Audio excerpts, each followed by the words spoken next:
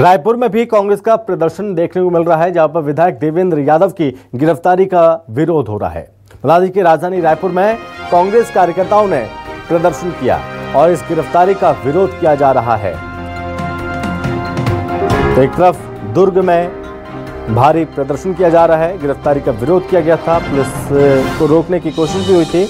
और इस पर ज्यादा जानकारी के साथ संवाददाता मनेंद्र पटेल हमारे साथ जुड़ रहे हैं।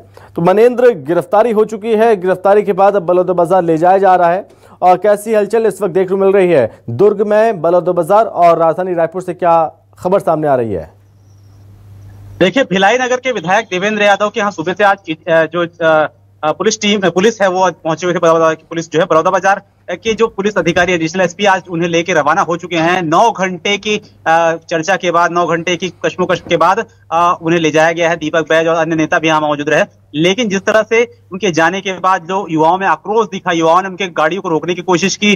दीपक बैज स्वयं गाड़ी के सामने आया और लोगों को हटाते नजर आए। इसके अलावा जो उनके भाई है धर्मेंद्र यादव, वो भी सामने नजर आए। सभी कांग्रेस कार्यकर्ताओं से अपील की गई कि वो सामने हट जाए और खुद स्वयं देवेंद्र यादव गाड़ी पर चढ़कर इशारे करते हुए नजर आए, अपने युवाओं से अपील करते नजर आए। तो सारी चीजें हुई, लेकिन अब बलौदाबाजार के लिए उन्हें रवाना कर दिया गया है। वे चले गए हैं यहाँ से और युवाओं में अभी भी आक्रोश है कि अब जिस तरह से जो बलौदाबाजार घटना है उसमें कार्रवाई की बात सामने आई है और कार्रवाई की गई है युवा विधायक पर, तो ये बड़ा कांग्रेस के लिए झटका है। और कांग्रेस के कोई इस तरह से एक युवा विधायक पर कार्रवाई किया जाना एक बड़ा संदेश देता है। और आगे भी इस तरह से जो कांग्रेस कार्यकर्ता है उन पर कार्रवाई क्या होती है, किस तरह से गिरफ्तारी होती है, इस मामले में जांच किस तरह से आगे बढ़ती है बलौदाबाजार हिंसा की, ये अब देखना होगा, क्योंकि ये सीबीआई जांच की बात सामने आई थी। और इसके अलावा जो विधायक देवेंद्र यादव के परिवारजन है, वहां भी एक दुख का माहौल है, क्योंकि कभी इस तरह की गिरफ्तारी विधायक देवेंद्र यादव की नहीं हुई थी। ईडी के मामले में, चाहे पीएमएलए के मामला हो, चाहे फर्जी एमएस का मामला हो, तो बयान जरूर उनसे लिए गए हैं, बयान जरूर दर्ज किए गए हैं, लेकिन गिरफ्तारी अब तक नहीं हुई थी।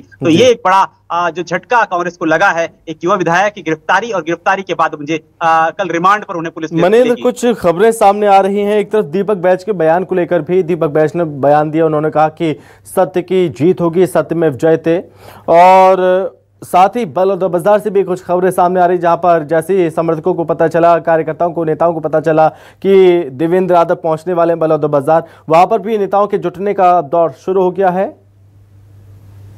निश्चित तौर पर जो विधायक देवेंद्र यादव हैं उनके समर्थक पूरे प्रदेश भर में हैं, क्योंकि एनएसयूआई के प्रदेश अध्यक्ष रहे हैं वो, और छत्तीसगढ़ के एनएसयूआई के प्रदेश अध्यक्ष रहने के नाते सारे यूनिवर्सिटी, सारे कॉलेजों में उनके समर्थक हैं। और विधायक बनने के बाद, महापौर बनने के बाद उनके समर्थक बढ़े हैं। और इसके साथ ही जब उन्होंने लोकसभा जो चुनाव लड़ा, अभी वर्तमान में जो लोकसभा चुनाव बिलासपुर से लड़ा, उसके बाद उनके समर्थकों की संख्या बिलासपुर में अच्छी खासी हो। तो ये तमाम जो चीजें, उनके समर्थकों की संख्या बढ़ती जा रही है। और अब जो मुंगेली क्षेत्र है, जो बलौदाबाजार क्षेत्र है, जो लगे हुए क्षेत्र है, वहां उनके समर्थक और कांग्रेस कार्यकर्ता, जो कांग्रेस के वरिष्ठ नेता है, उनके निर्देशों पर पहुंच रहे हैं, उनके समर्थक भी पहुंच रहे हैं। और इसके साथ साथ विधायक देवेंद्र यादव का भी बयान आया, इसके साथ दीपक बैज का भी बयान आया कि हम जीतेंगे, हम लड़ेंगे, सत्य की जीत होगी, तमाम तरह के बयान आए हैं। विधायक देवेंद्र यादव ने भी जाते वक्त ये कहा कि जो युवा है सतनामी समाज के, उनके खिलाफ हमने आवाज बुलंद किया, इसके कारण ही हमारे ऊपर कार्रवाई की गई है। और सतनामी समाज के सैकड़ों युवाओं को बेबुनियाद रूप से, बेवजह से उन्हें गिरफ्तार किया गया है, उन पर आरोप लगाया गया है, उनके खिलाफ हमें लड़ाई लड़ी, जिसके कारण मुझे आज गिरफ्तार किया जा रहा है। तो मैं मनेंद्र, मैं आपके पास लौटूंगा, चूंकि कुछ तस्वीरें भी सामने आई हैं, वो भी अपने दर्शकों को दिखाते हैं, और साथ ही कुछ प्रतिक्रिया भी इसको लेकर सामने आई है, वो भी अपने दर्शकों को सुना देते हैं। सतनामी समाज के युवाओं की आवाज उठाई, उसके चलते आज ये सरकार जिस तरीके से कांग्रेस के कार्यकर्ताओं को गिरफ्तार करके ये पेश कर रही है, खाना पूर्ति कर रही है, इसे हम डरने वाले नहीं है। सैकड़ों निर्दोषों के ऊपर कार्रवाई हुई है, सतनामी समाज को इंसाफ मिलना चाहिए।